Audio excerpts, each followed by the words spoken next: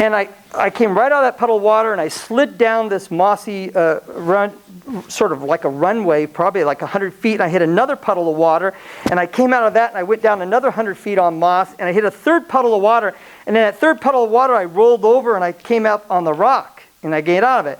And I really thought that was probably the coolest slip I've ever had. I mean, it was exciting. Until I looked over, and I realized that that puddle of water, that last puddle of water, went off the cliff, and it was like 2,000 feet down to the glacier. And so at that moment, my brain says, you almost died. I started shaking, hyperventilating. My friend came over and said, oh, you're freezing to death. We got to get a fire. And I was like, no. I was just overwhelmed with anxiety and panic at that time. And GABA is the neurotransmitter that kicks in and calms me down. So I got enough GABA. My GABA starts saying, calm down, settle down, these flight and fight. You're not there anymore. The bear's not chasing you anymore. And so I was able to make a fire, dry my clothes out, and everything else like that. But not having enough GABA in the brain seems to contribute to anxiety. And but we don't really know. Like, for example, people get diagnosed with generalized anxiety disorder. They have anxiety all the time. They worry about everything, right? You know what they respond to? Those people, you can give them medicines to help their anxiety that's not related to GABA. You give them these medicines. Go look at the medicines, antidepressants, whether they're SRNIs or SSRIs, and they're indicated for generalized anxiety disorder. Why is that?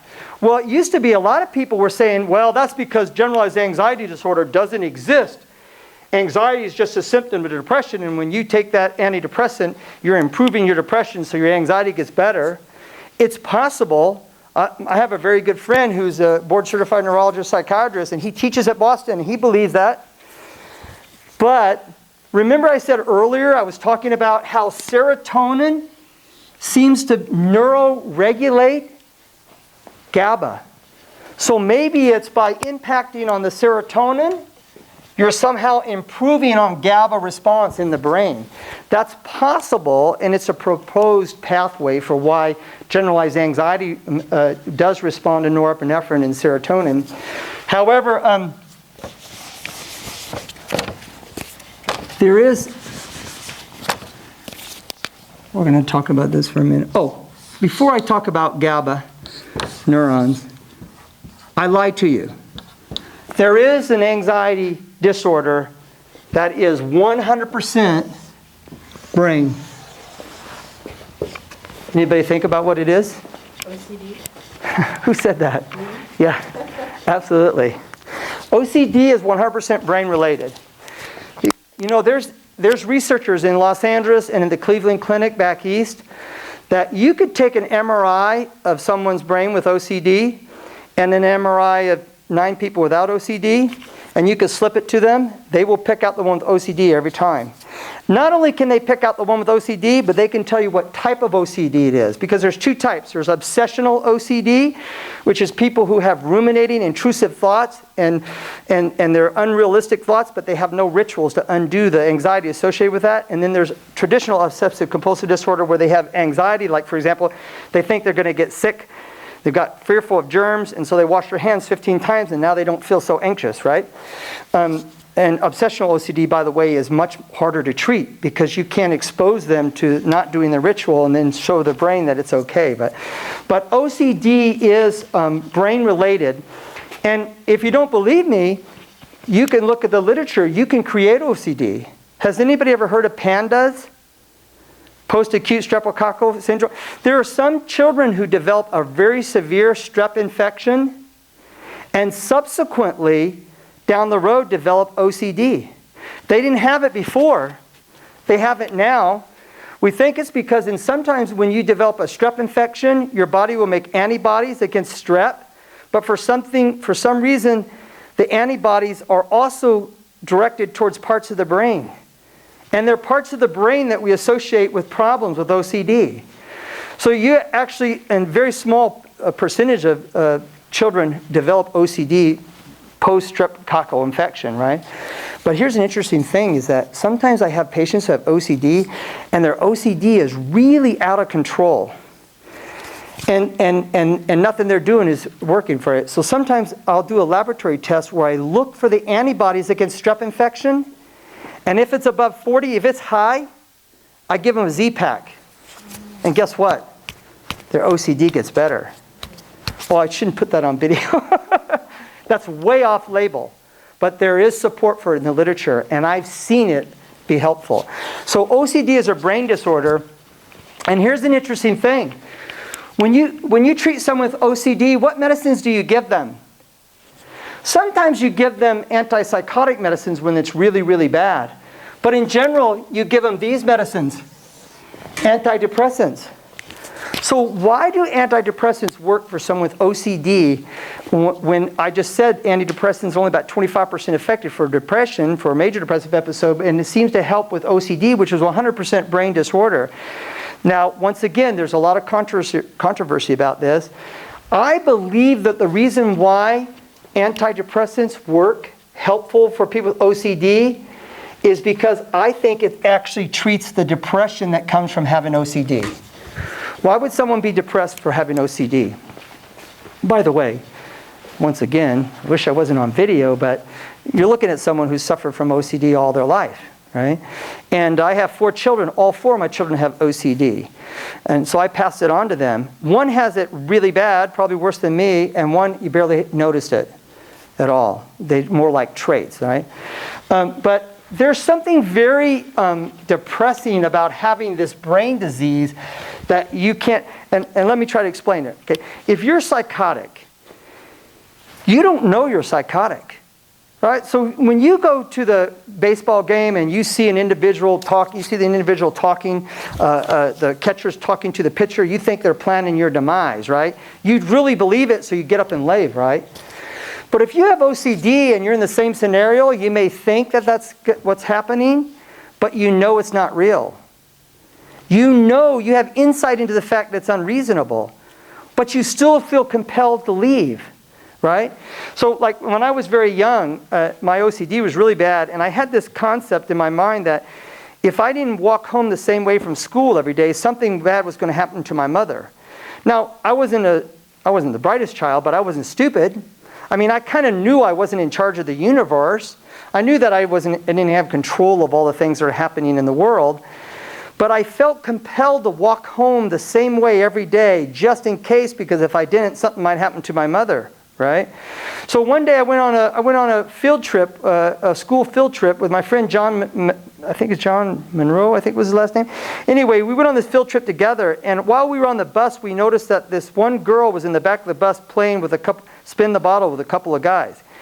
We even had a conversation about it because they asked us to join, and we said no way, because we knew that girl, her boyfriend was a kid who got kicked out of school, who was like a monster, and he was a big guy, and we didn't have nothing to do with that.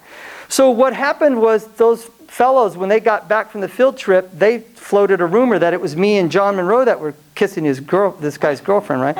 And I came out of school and I saw John, and I mean, he came up in tatters. His clothes were all tore up, his face was up, he had a fat lip. I said, "What happened to you?" He said, "Well, Billy Bridges caught me. And he thinks we kissed his girlfriend, and he almost beat me to death. I finally got away from him." He goes, "And he's looking for you." And here's what John said to me. He goes, "He knows which way you walk home from school every day." So I got out of school and I looked over there and I saw the church, and there are these big trees, and I always walked underneath that tree. I'm like, Billy's in that tree. I'm like, I'm going to have to go around that tree or I'm going to get killed. My OCD said, "You better not go around that tree. Something's going to happen to your mom tonight. She won't get home from work and she'll be injured or something." So I was compelled to walk underneath that tree, and of course Billy jumped down and beat the living snot out of me. Right?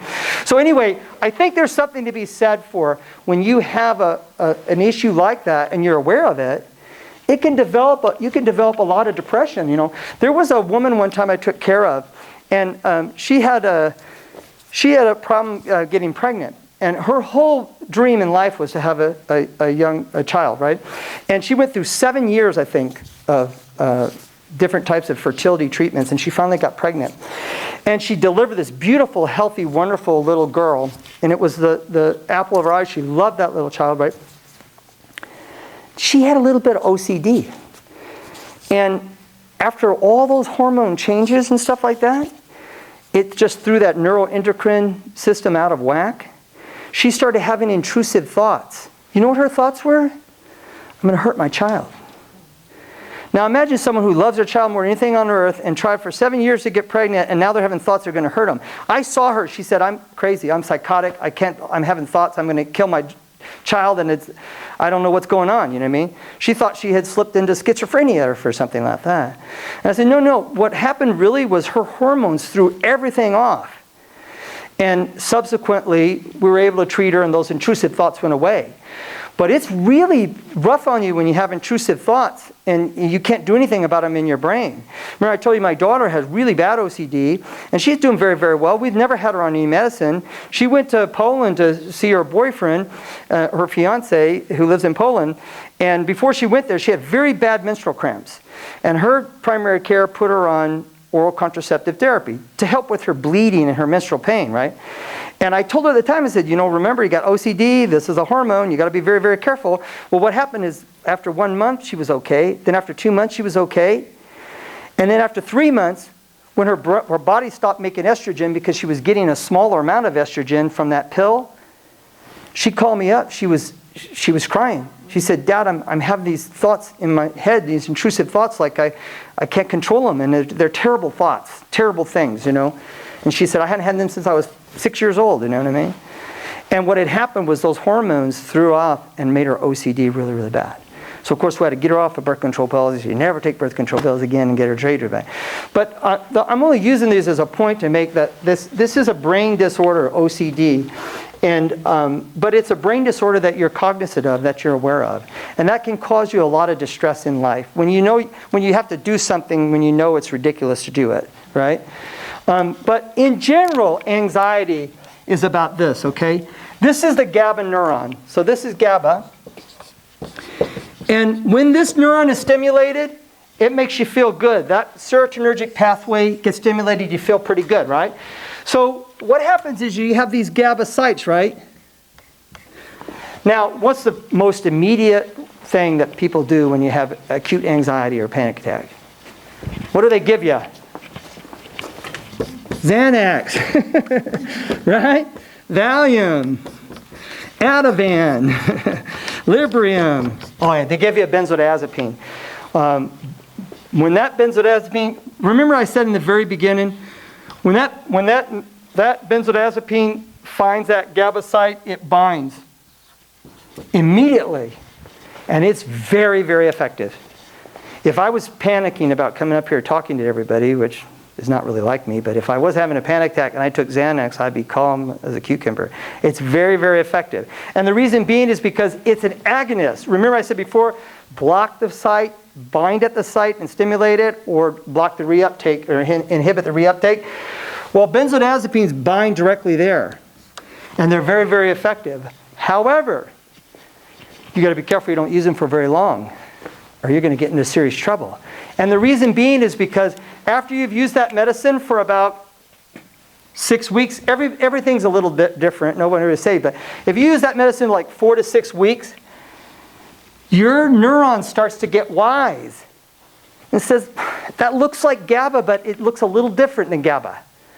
So I don't think I'm going to respond to 1 milligram of that anymore. So you go back to the doctor and say, look, I was doing really, really well, but now I'm anxious again. The doctor says, okay, you were taking 0.5 twice a day. Now I want you to take 1 twice a day. Oh, you feel good again. 6 weeks later, it's not working. The doctor says, make it 2 twice a day. 6 weeks later, it's not working. The doctor says, I'm not giving you any more Xanax. So you go to Mexico and get your own, and now you're taking 4 milligrams twice a day, right? That's how you get habituated, right? And because of tolerance to that medicine, you develop tolerance. Now here's the sad thing, right? Your brain is not quite as smart as the neuron.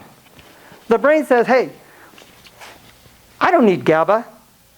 I got GABA all over my brain because there's Xanax floating around, right? So your brain downregulates its own production of GABA. So now you've got a serious problem because you've been on this medicine for 4 months. It's not working for you very well. And you have no GABA to calm the brain down. So you stop taking it. We all know what happens, right? You could have a seizure and die. As a matter of fact, you could have a seizure and die from it. Because a lot of times seizures related to benzodiazepine withdrawal become status, which means you can't stop them. Because the doctor, the EMTs and the ER doctor, what he's doing, he's giving you benzodiazepines to stop that seizure. He doesn't know you're resistant. I have someone right now in the hospital who's been taking up to 24 milligrams of Xanax a day. Do you think I could give him, you know how much Valium I have to give him to stop a seizure?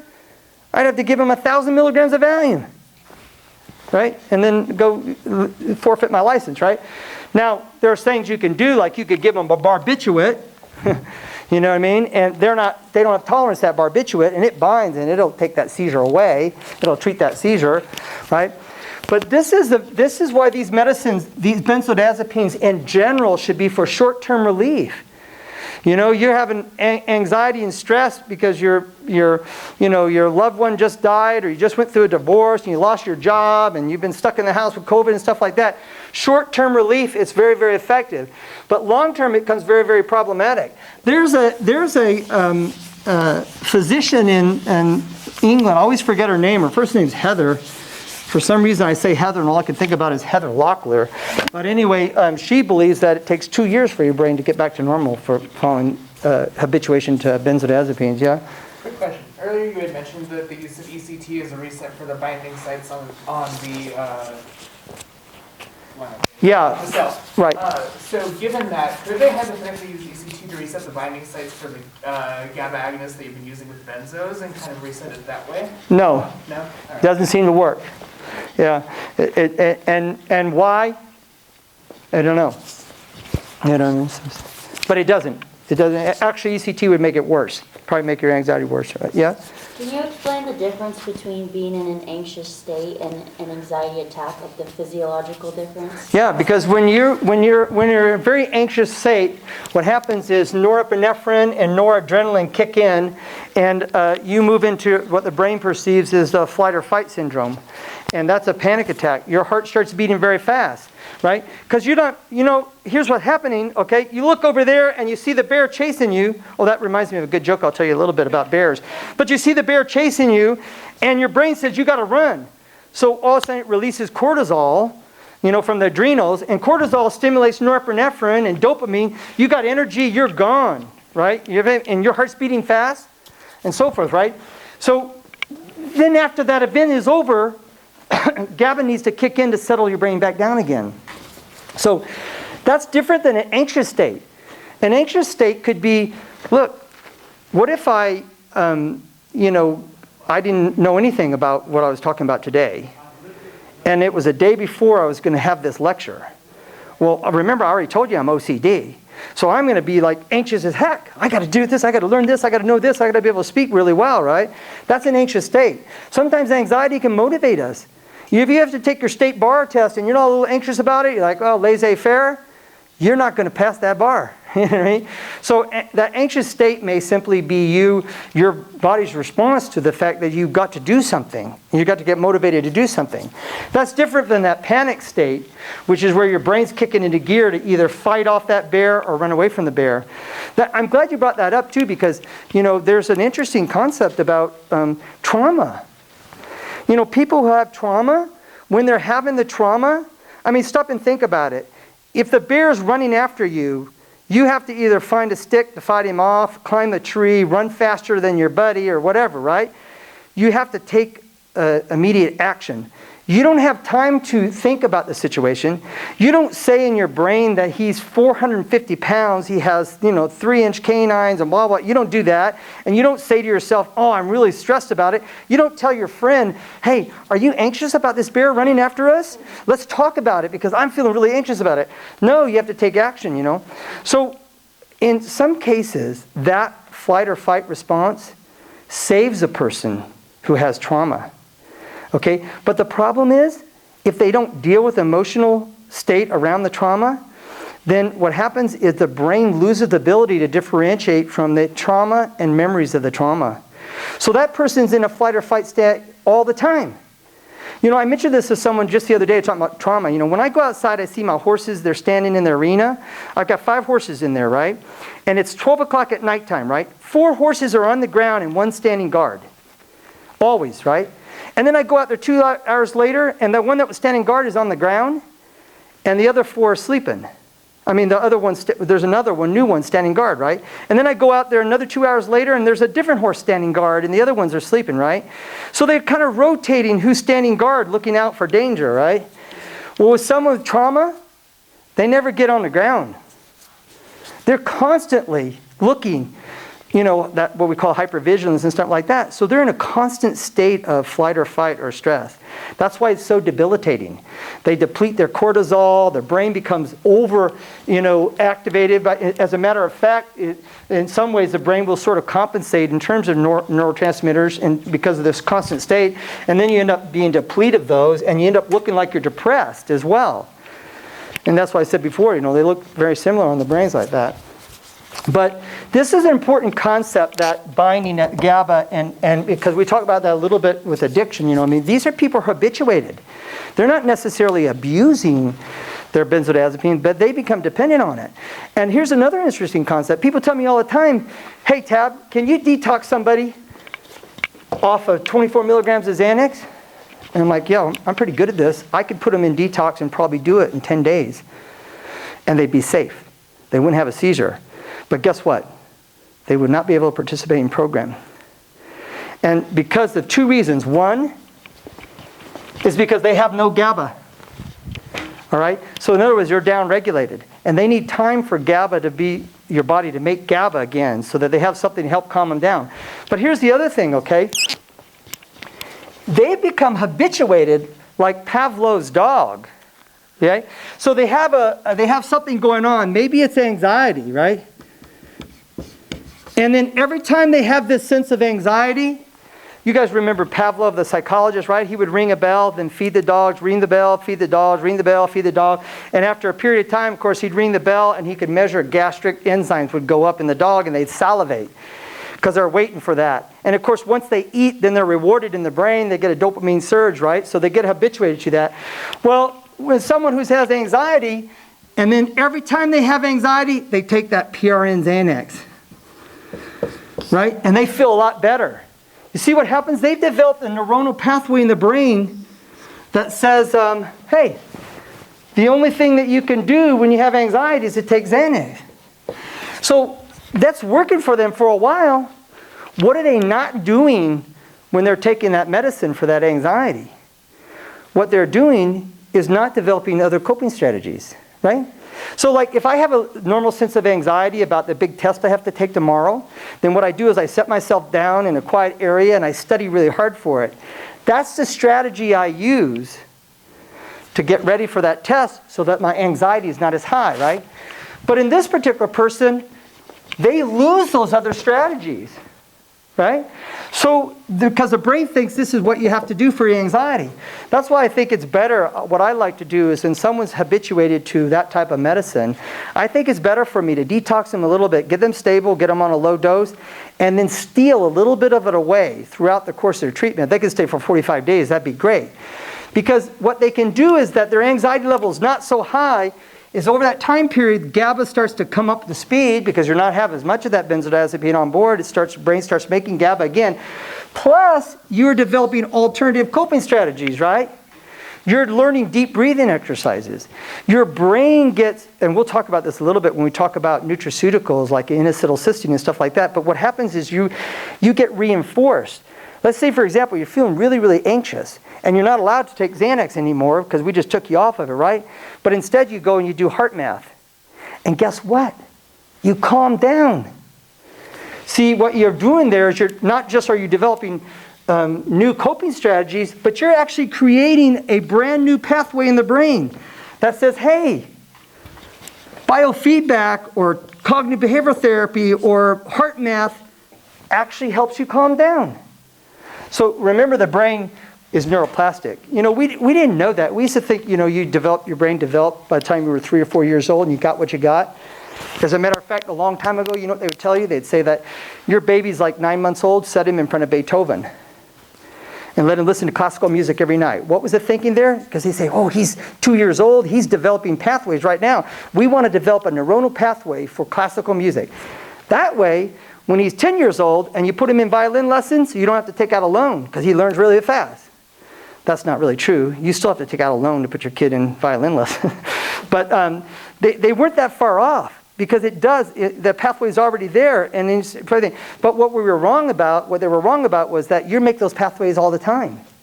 Your brain's neuroplastic. You can create new pathways all the time. And so we want this person who has anxiety to be going to group, talking about their feelings, practicing deep breathing exercises.